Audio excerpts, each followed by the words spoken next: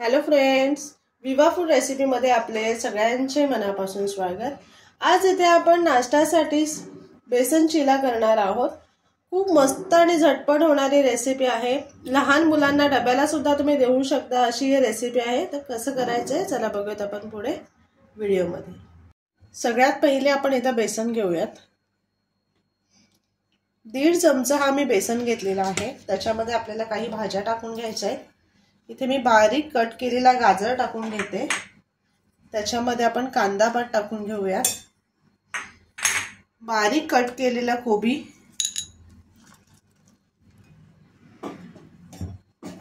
भरपूर सारा कोथिंबीर, थोडं बारीक कट करून घेतलेला आलं टाकूया।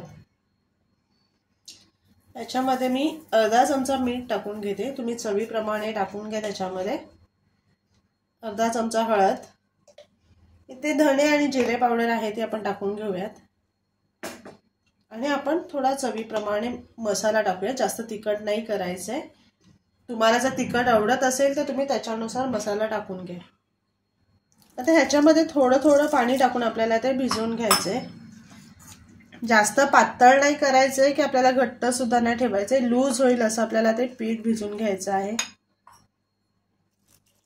इथे पीठ भिजवून घेतलेलं आहे। बघू शकताय मी किती लूज ठेवलेला आहे। एवढं लूज आपल्याला ठेवून घ्यायचं आहे। जास्त पातळ नाही करायचं आहे।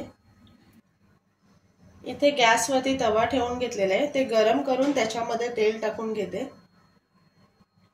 बॅटर तयार केलेले ते टाकून घेऊया।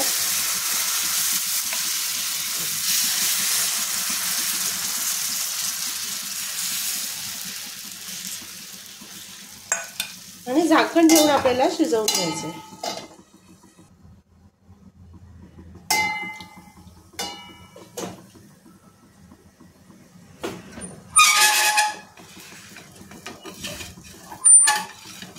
इथे आपल्याला पलटी करून घ्यायचंय। एका बाजूने किती छान शिजलेलं आहे बघू शकताय। आता दोन्ही बाजूने आपल्याला छान ते खरपूस करून घ्यायचं आहे।